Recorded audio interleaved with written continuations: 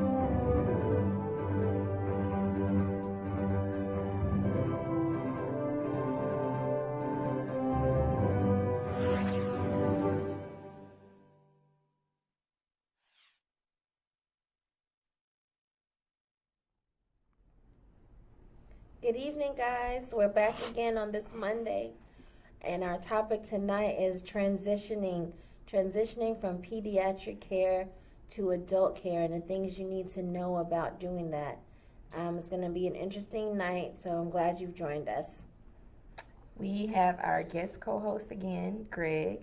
Hello, everybody. So he's going to give, of course, the male perspective on what you guys need to know or something that we may miss with this transition topic. So let's get right into it. What we want to explain the importance of transitioning and really what transitioning is, right?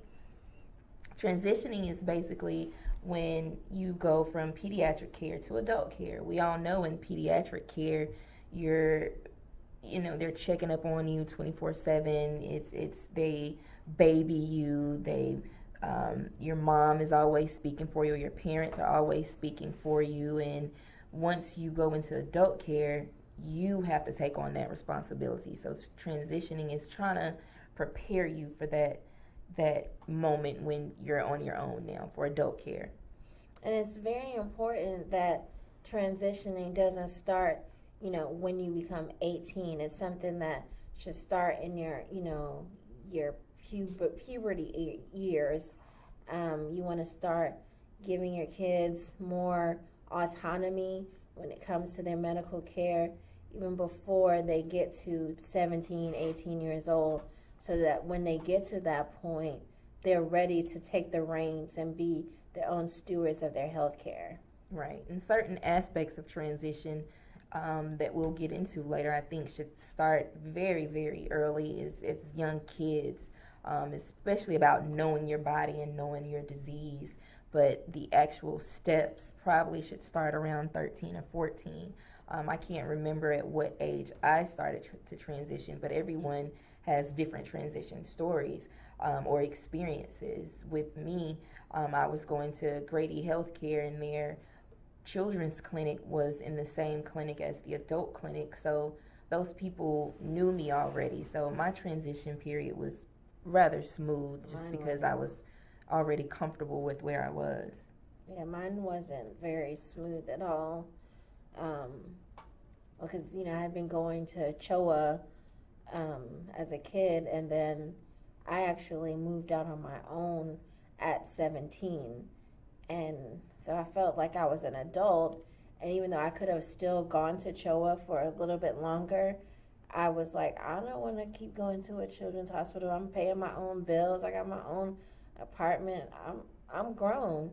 And then there was a whole period of time where I had no health care because I just didn't know what steps I needed to take in order to take care of myself. Right. How was your transition experience, Greg?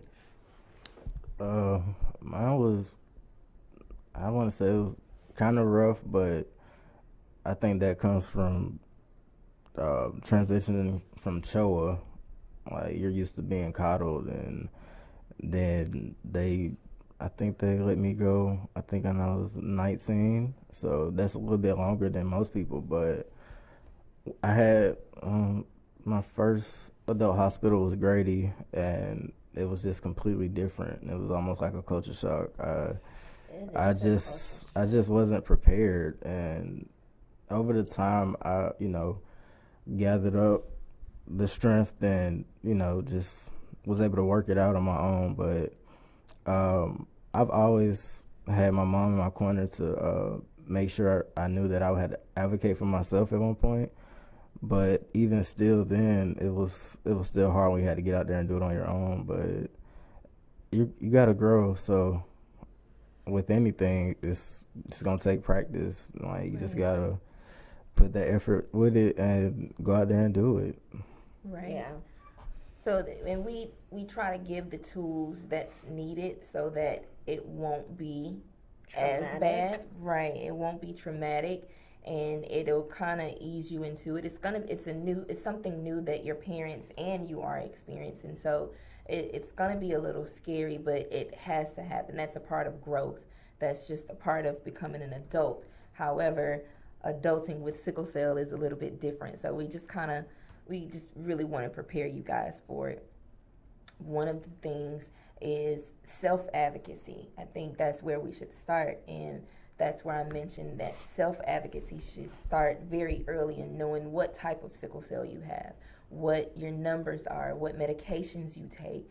And not just what medications you take, the dosages. Right. And why you take them as well. Right, exactly. And why if you take have them. allergies to certain medications. Yes, know your medical history. Be able to speak for yourself, even though you may not be 18 yet. Get in the habit of talking to your doctor and answering the questions for yourself, and not having mom and dad answer those questions, because mom and dad won't always be there. So definitely be your first advocate, your own advocate. That's very important. And mom and dad need to learn to relax the reins a little bit as you're growing up. Of course, when you're 12 and 13, you need mom and you need dad to help to the doctors and help you navigate that. But as you grow older, they should be releasing some of the responsibilities slowly and showing you the ropes, so that when you get to the point of being an adult, you are fully prepared. And I know parents tend to want to hold their kids tight as long as possible, but when we're talking about transitioning, that would be doing a huge disservice to your child. Exactly. And then with just take accountability for your own health. So as Jennifer mentioned about you speaking up for yourself and having mom and dad relax, if you, let's say you're running out of medicine, it's okay for you to call and refill those medications. Right. It's okay for you to call, and when you know that you need a blood transfusion, it's okay for you to call and make these appointments for yourself. Just get in the habit of taking accountability for your own health, so that when it's time to go into adult care, you've already, you know what you're doing. I know, some parents, especially when it comes to their kids giving themselves like their pain medication, are concerned about that because of what we take. Those opioids are highly addictive. Right. So like a suggestion, instead of saying, here's the full bottle of Dilaudid or morphine or whatever, give your children, maybe 7 pills and have them control those 7 pills, and then you can give them more and more so that they can learn how to control it when, they can take the medication, or when they can power through without taking the medication, and start releasing it even in that aspect, so that you don't have to be fearful of them taking the medication also. Right. My mom, I remember her keeping my medication. It wasn't easily accessible for me. I don't remember her rationing them out, but she did make them so that they weren't so accessible for me. And I think that was a great thing, because I didn't completely rely on the medication, or it wasn't in my mind, oh, I'm hurting right now, Let so me pop a pill. Right. So I would use alternatives to the actual prescription meds instead of jumping straight to the meds. So that's about also knowing your body, and just having a body awareness. So, because I think sometimes, when you get into adult care and adulthood, you've been dealing with pain so long that in a way we're numb to it. So not numb to the fact that we have pain, like we know that, we feel that, but sometimes like we're so used to being in pain and so used to, okay, let me take this pill and get rid of it, that sometimes we don't let our bodies just kind of sit in it and really feel like, what is it that we're going through? Is this actually sickle cell pain? Because just because we have sickle cell, we have pain, doesn't mean that always the pain that we're feeling is sickle cell pain. Sometimes it could just be like a regular headache. Yeah, and we have to learn not to jump to the prescription meds every time we just feel a little bit of pain. Cramps are different from sickle cell pain. A headache is different from sickle cell pain. Soreness from working out or doing a little bit more activity than normal is different from sickle cell pain. And a lot of times these other issues don't require such a heavy dose of medication. So. Right, and I think that that's something that you should be learning during the transitioning process, learning how to distinguish sickle cell pain from non-sickle cell pain. Right. So we also know that sickle cell affects so many different aspects of our body. How many other specialty doctors do you guys see? So I have a nephrologist, I have a pulmonologist, and then I have my hematologist. I actually don't have a PCP because my hematologist kind of covers my PCP type stuff for me. Okay. I had one who was so unfamiliar with sickle cell that it was a traumatic experience for me. Wow. Like, she would say things that were contradictory to all my other doctors, and I had a hard time finding like someone who could follow me and understood my body and the sickle cell portion of how it related to me. So I don't see a PCP for that reason. Okay, what about you, Greg?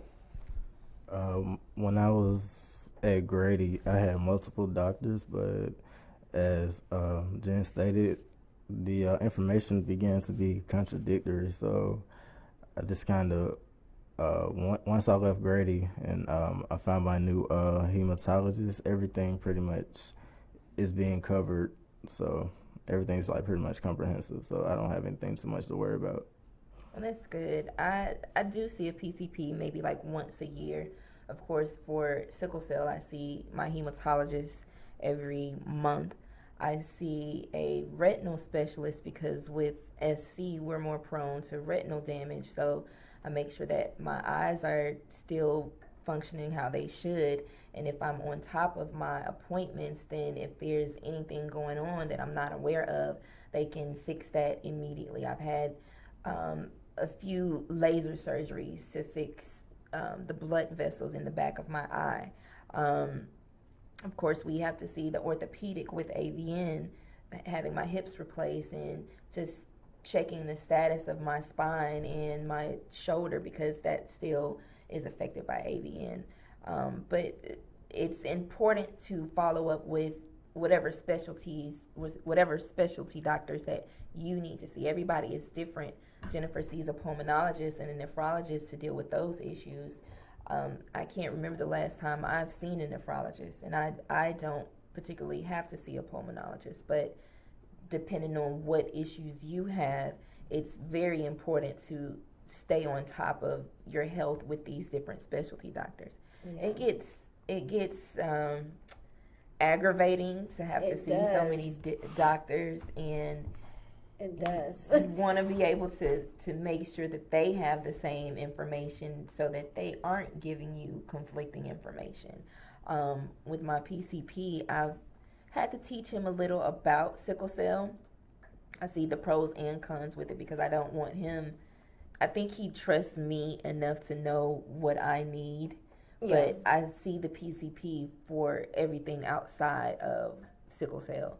There's other issues. I've also seen a neuro-ophthalmologist for the brain issue, the neurological issue that I deal with. So it just goes back to knowing what's going on with your body and knowing what doctors you need to see and just staying on top of your health. A lot of us that are transitioning kind of get lost in there and feel that, oh, because I'm not sick right now, I don't need to see anyone. And it can be overwhelming too. Yeah, and sickle cell, you want to be on the preventative side instead of the reactive side. Right. So it can be very overwhelming. Especially, when you're becoming a young adult and you're dealing with the trials and tribulations that come with just coming of age. Like you may have moved out of your parents' home, or you may be in college, or you may be working. You have like real life issues, and then you're like, man, I have to see all these doctors too. Like, I don't have time to do all this stuff. Right. But your health has to be like your primary focus, because if it isn't, then you won't be able to do anything, all those other things that you want to do. So you have to think about that. And then, having a team that coordinates your care, I think takes a lot of the stress off of it. Because, like all of my doctors are under the Piedmont umbrella. So they all communicate with each other.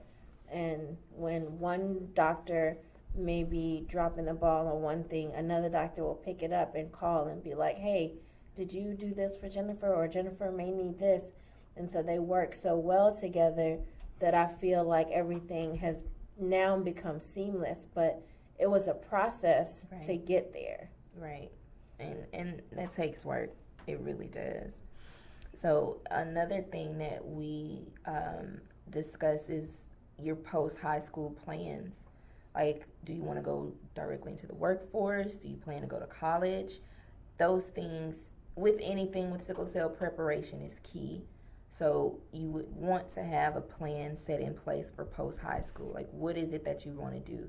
Would you like to go to trade school? Would you like to go to, I can't say the military because that's a whole different, a whole nother situation. Yeah. However, your post-high school plans need to be somewhat well thought out. Right. And you need to do the research to find out how you can achieve those goals. So like if your goal is to go to college, then you need to be like, okay, who's the hematologist in the area? How close is it to a hospital? Do they have an office of disability? You know, all those things are things that need to be considered regardless of what you choose. Trade school, okay, is this going to be a job where I'm going to be, you know, putting a lot of strain on my body? Am I going to be standing up most of the day or bending over?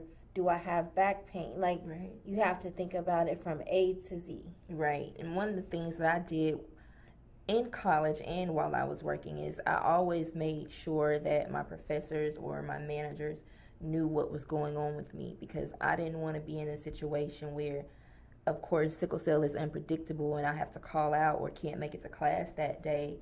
And I can't, I feel like if they know ahead of time, they'll be a little bit more compassionate versus if you call at the last minute or email at the last minute saying, hey, I can't Right. make it. So This I've always preparation done that. is Right. always going to be number one when it comes to talking about sickle cell in any aspect. Preparation is always going to be like the number one thing. Right. So, Greg, when you were in school, is that a discussion that you had with your professors? Or you just, it was what it was?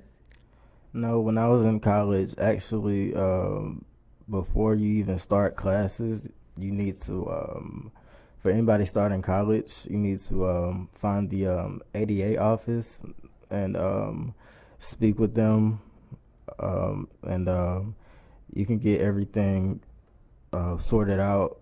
They'll write you a letter letting your all your professors know that you have a disability. They won't disclose the information, but I mean, it's up to you if you talk to your professors one-on-one and let them know what the extent of the your disability is and how they can accommodate for you and things of that nature.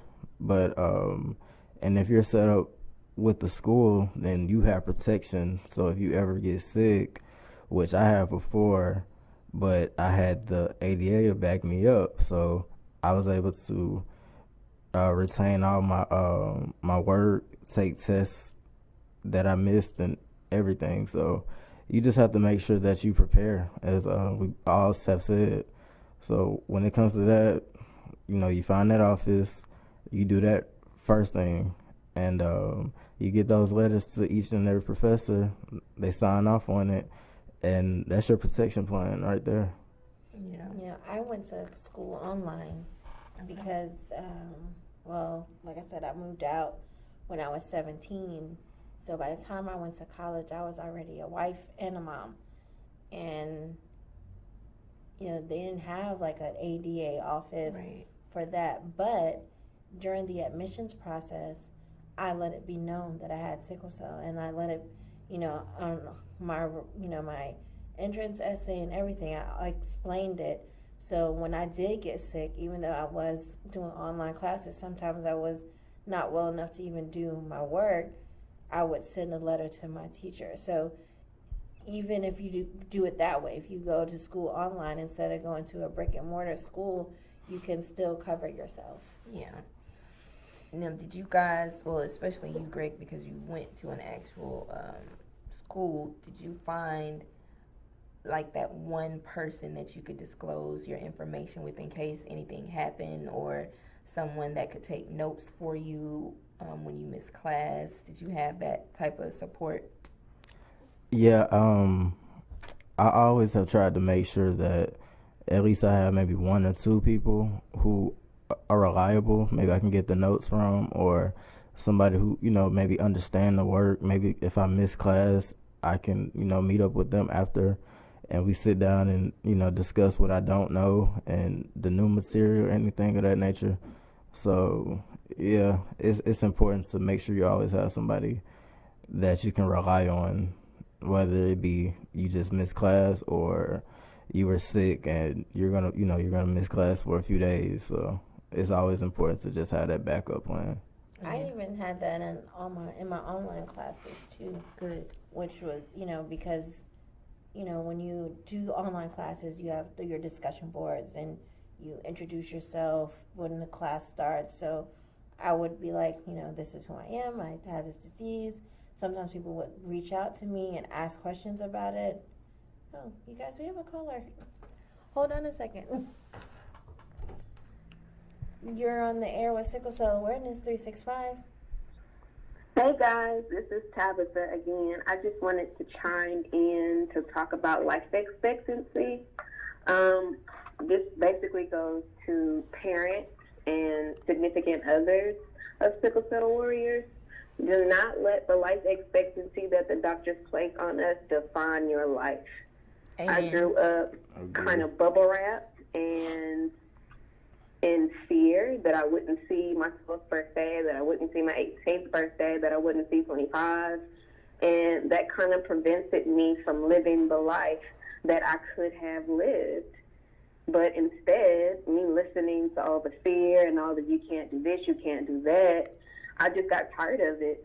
And that's when the self-advocacy comes in. You have to really be diligent in educating yourself and educating the people around you. So do not let those people tell you that you can't do this and you can't do that, because I'm smashing my own fear.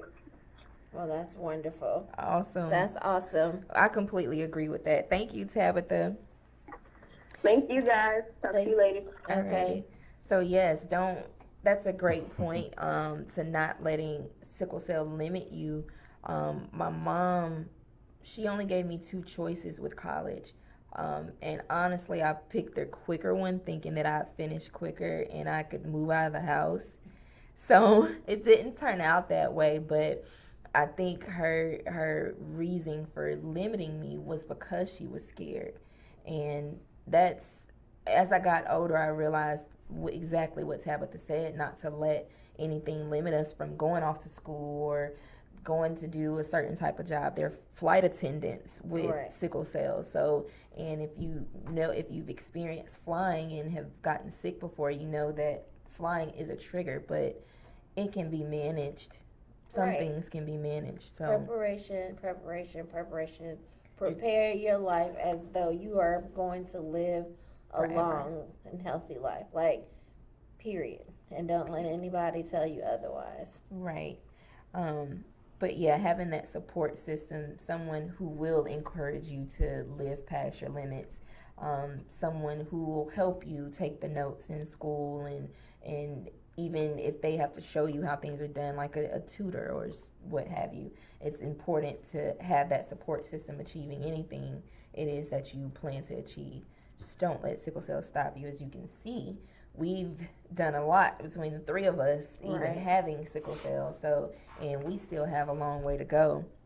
And another thing, we're talking about going away to school and moving out on your own and finding somebody who you can trust and all that kind of stuff.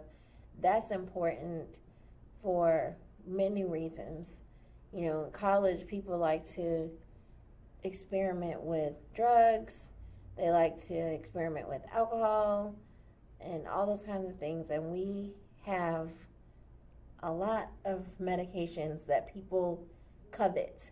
Right. So, when you go off to school and you have that one person that you find that you can trust so that if anything happens to you, they have your back, you have to also be mindful of who you're choosing that person to be and make sure it's someone that you can trust with the knowledge of what kind of medications you take, and also be responsible enough and lock your stuff up. Right. And then you'll run into people who know what you're taking, and they'll ask to try it, or they'll ask if you want to sell it, and you get a lot of ignorant questions. And a lot of times it's like, we don't take this by choice, we take it because we have to.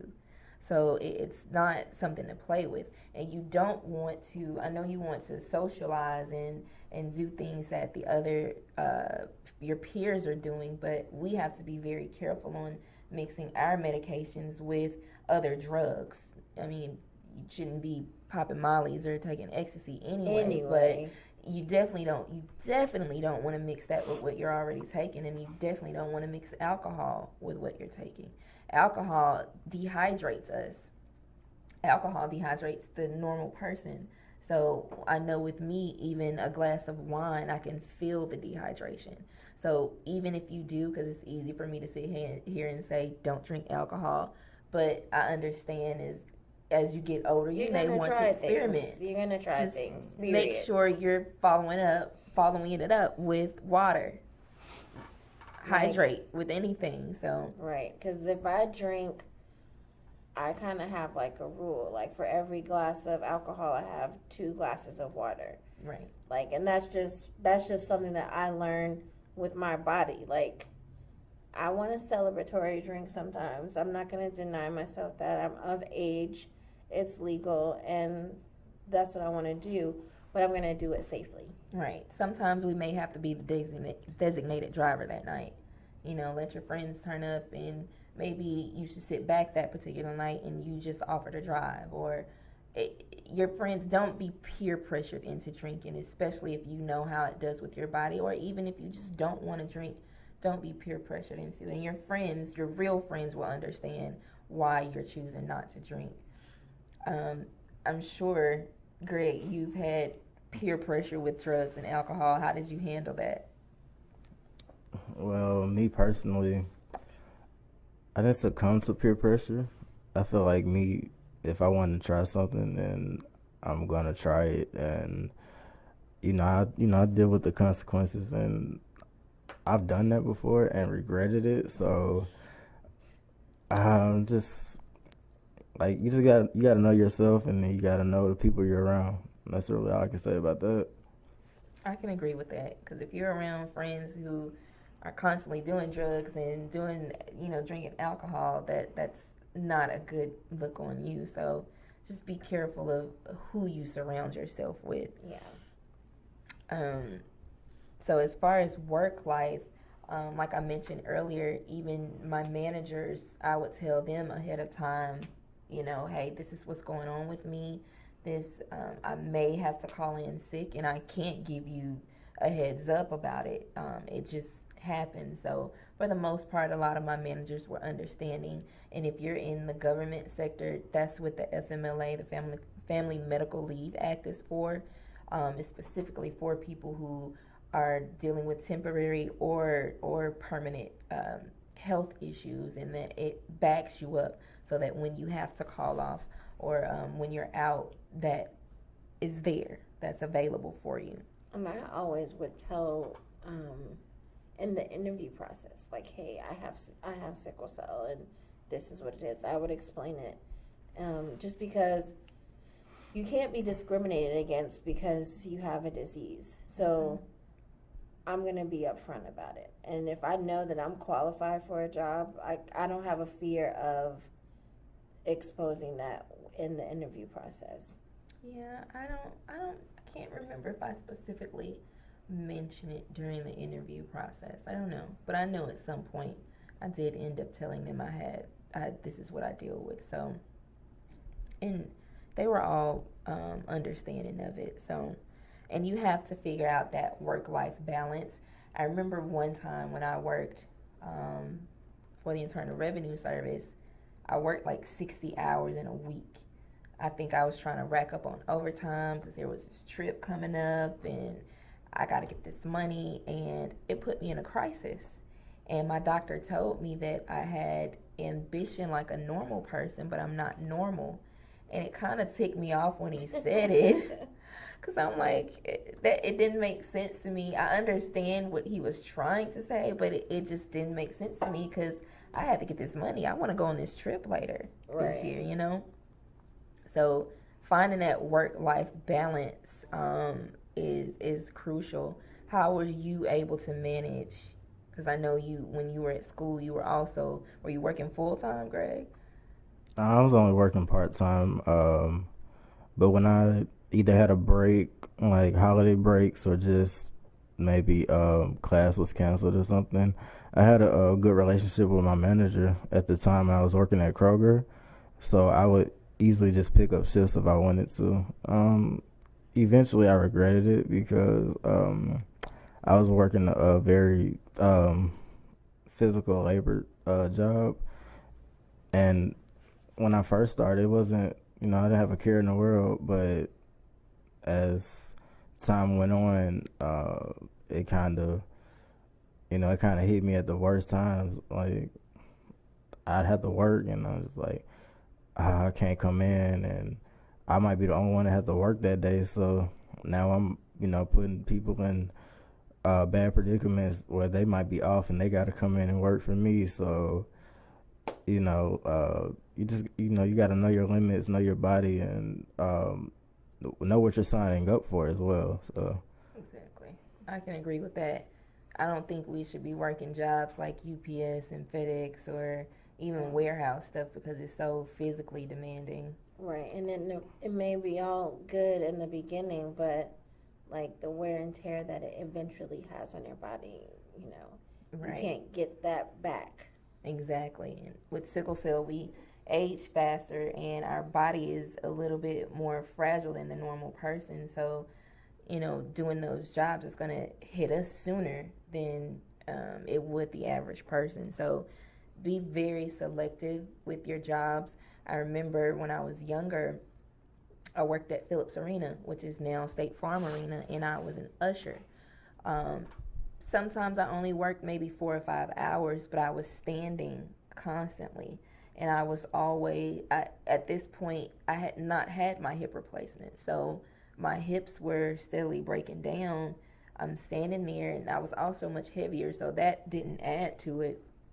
But that job, even though there wasn't much movement or lifting, just standing there for 4 to 5 to 6 hours straight, or sometimes 8 hours if there were 2 events like the circus or something was that day, and just having to stand there for that long with a very short break for it was very damaging to my hips. So you have to take that into consideration about what job you take. We all want to adult and pay bills and do these things. No, I don't want to adult and pay bills. Well, it has its advantages of adulting. Yeah, there are lots of advantages, but I don't want to pay bills. You might not want to, but you have to. So you got to figure out a job that works for you that's going to help you get those bills. Because I know you want your own place, you want your car, you're an adult now. So right, and you want to live a good, healthy, long life, and you want to experience the world, and you got to be able to afford it. Right. So I think we talked about keeping the drugs safe no matter where you are, especially being in the dormitory if you're off to college. Just keep them locked up, because if people get access to it and they take it and you're not, you don't keep it locked or even mention anything to the police or whatever, you're right, then you could be held accountable for what these other people did because you didn't keep your medicine safe. That's no matter where you go. I wouldn't be so open about what you take, right, how much you take. And then too, if like somebody stole your medicine or whatever, you can't just go and get, a refill. There's time limits on that. So right. You would really be out of luck. Time limits, and you would have to also get a police report if you're to even get another prescription. So that gets really tricky when someone's stolen or if you've lost your medication. So just stay on top of that and be responsible for your own medications. And as far as your insurance, that's another topic to tackle with going into adult care or transferring your Medicaid or disability.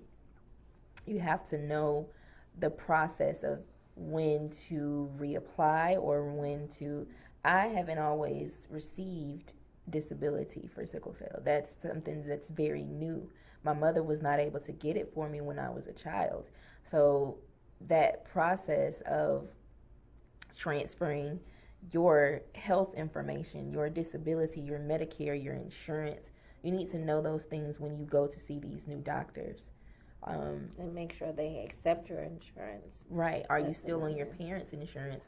A lot of people may stay on their parents' insurance until they're like 25 if they're in school.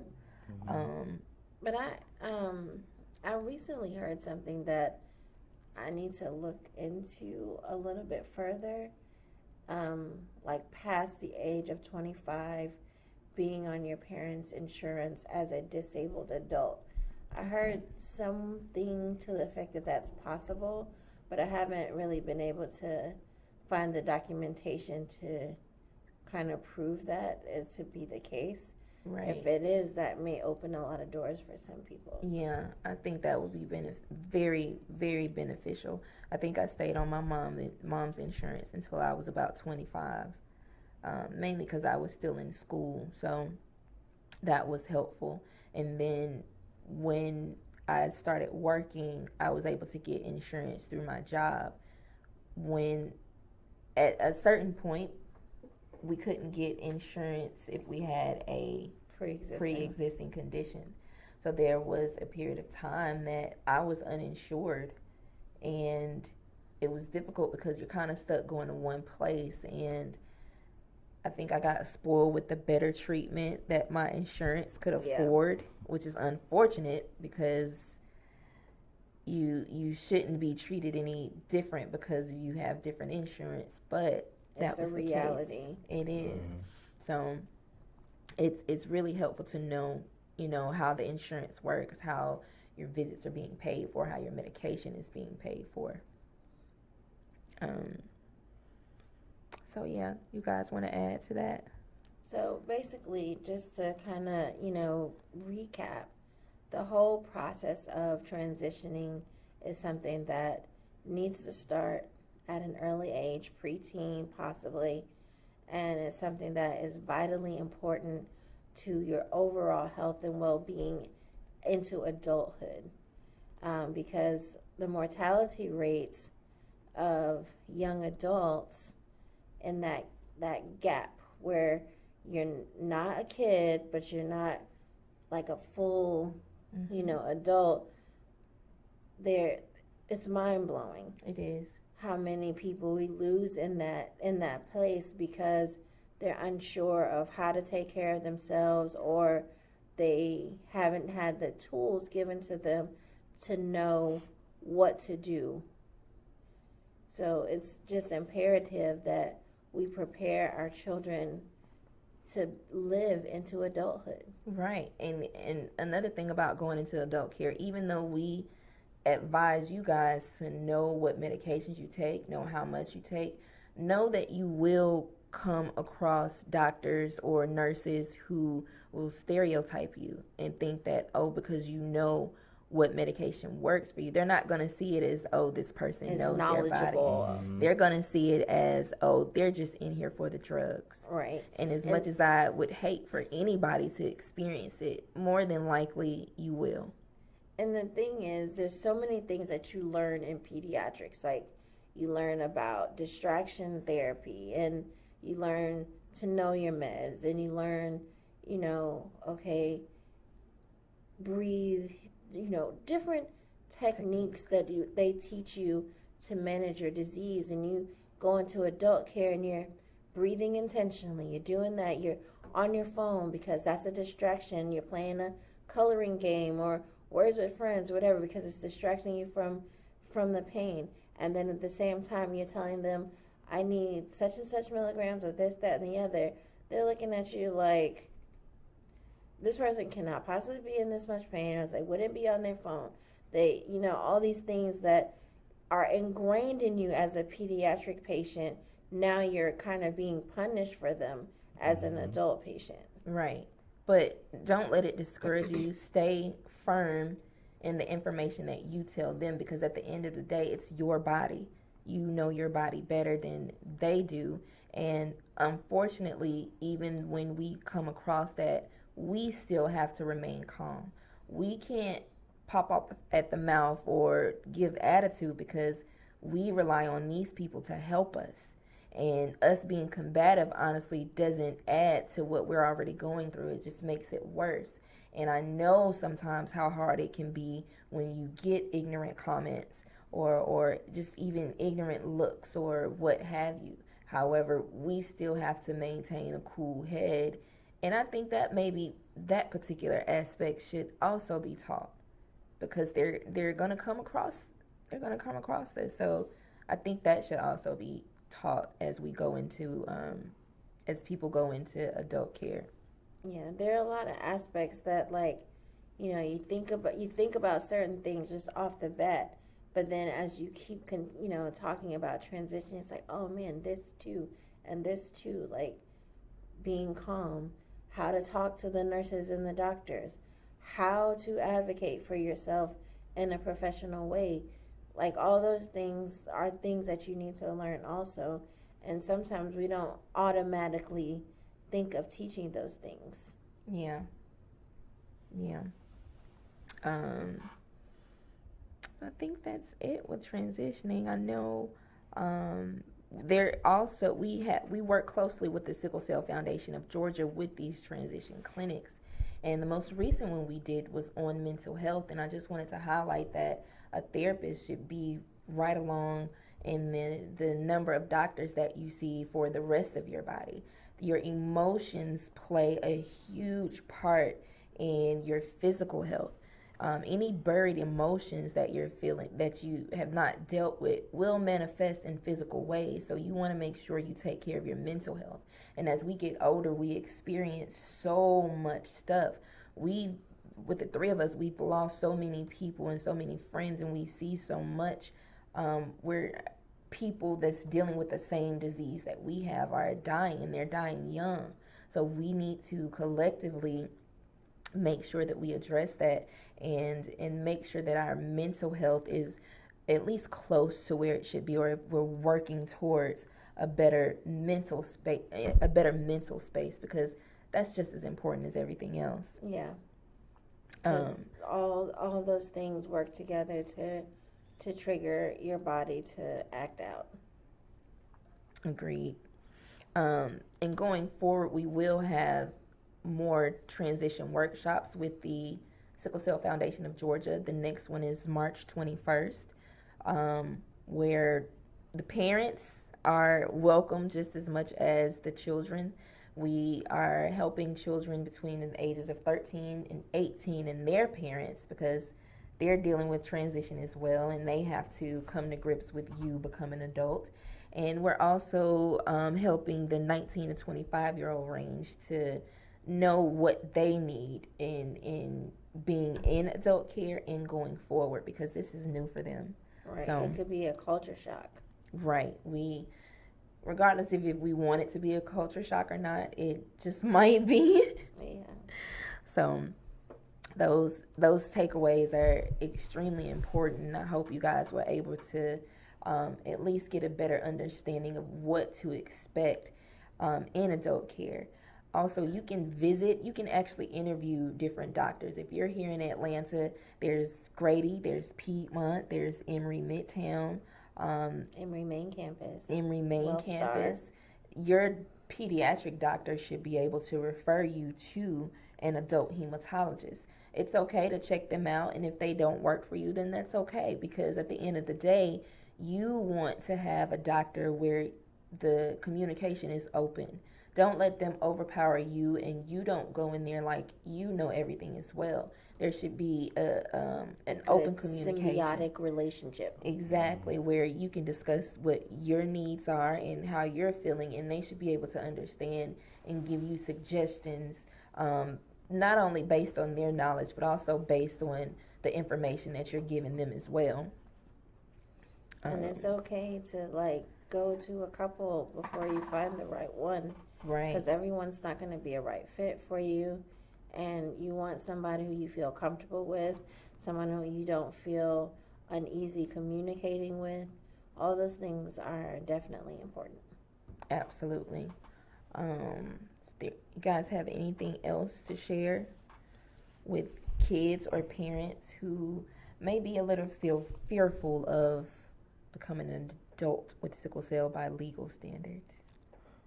Yeah, I would like to add, when you're in pediatrics, this is for the parents, as well as the kids as well. But a practice that should be done, it was done for me, but sometimes as a parent, don't speak for your kids the whole time. At a certain point, they need to be able to have picked up the knowledge from you talking, and maybe you are practicing before you get to the doctor. Like, do you know what medicine you take? why are you taking this? And it's gonna be a time where they're gonna have to advocate for themselves and speak for themselves, and maybe step out the room so they can, handle the visit on their own. Or if you don't want to step out of the room, just don't say anything, and just let them talk their way through it. If the doctor asks them a question, if they need help, it's okay to chime in, but it's going to become a time where you're not going to be there, and it's just going to be them by themselves. So that's a good way to prepare them for transitioning. Right. I agree. And encourage them, if they, let's say they want to go directly into the workforce, encourage them to find a job that they enjoy. I think that would make things less stressful. Sometimes we can't avoid stressful situations. A lot of the times we can't avoid stressful situations. But I think if it's a job that they enjoy, maybe they like animals and they want to work for the Humane Society, or maybe they just want to work at PetSmart. But I think incorporating something that you enjoy will make the job worth it, will make the time worth it. I'm an advocate for even if you go to trade school and start your own thing. Maybe you like working on cars. Sometimes it may be difficult to work under other people because of the scheduling and the conflicts with other people. And sometimes it might work best for you if you want to go into entrepreneurship and have your own thing. Maybe you like graphic design. Maybe that's where your heart is. It's very possible. With anything, it's going to take work and dedication, but it's very possible to have that own business if that's what you want. Don't discourage them from doing anything, as Tabitha mentioned earlier. Let them live fulfilling lives, and let them believe that they can live fulfilling lives, because they can indeed do it. So, yeah, I agree. We want to thank our sponsors today. Let's see, we have the Apex Museum, Mr. Dan Moore. Please go and check that out. It's still Black History Month. Go learn about your history. Go see Atlanta's history. It's been there for 41 years, so please enjoy that. Also, we have Kids Stop Daycare and Learning Center with Miss Tanya Robinson. We appreciate your support and everything that you have doing and will do in the future for us in Sickle Cell Awareness 365. We'll be in Raleigh on tomorrow actually, February 25th, for a Black Professionals Network. Yep, it's event. a Taste of Soul fundraiser. So we will be there in Raleigh with Black Professional Network, and we want to give them a thank you for inviting us to come out and spread awareness about sickle cell. And also on March 7th, mark your calendars, because we will be having our Cell Talk Forum at the Courtyard Marriott North Lake on La Vista Road from 1 to 3.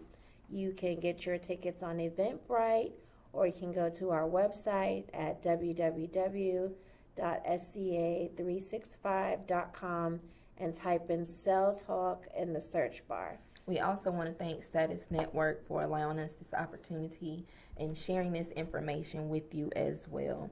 So make sure you follow us on Instagram, Facebook, YouTube, Twitter. Is that it? I think that's all our social media. So thank you guys for tuning in. I can't wait to see you guys on our next episode of Do I Look Sick? And we can't wait to see you in March. See you in a couple weeks. Bye. Charlie Black, AR the Prophet. AR the Prophet, Charlie Black, a deadly combination. Hold up, I don't think they heard me. I said, AR the Prophet, Charlie Black, a deadly combination. Hey yo, turn me up a little. We good. AR the Prophet, Charlie Black, a deadly combination. It's been long overdue, I know the streets been waiting. Which takes a lot of patience, cause you never rush straight. This one's for the record, but going down history in the making. AR the Prophet, Charlie Black, a deadly combination. It's been long overdue, I know the streets been waiting. Which takes a lot of patience, cause you never rush straight. This was for the record, but going down history in the making. First it was Elijah Muhammad, now we the honorable Black Prophet. We been in our bag and out of our feelings, securing all the profit. And going outside, don't know what you hearing, so miss me with that gossip. Saying sucker free from option.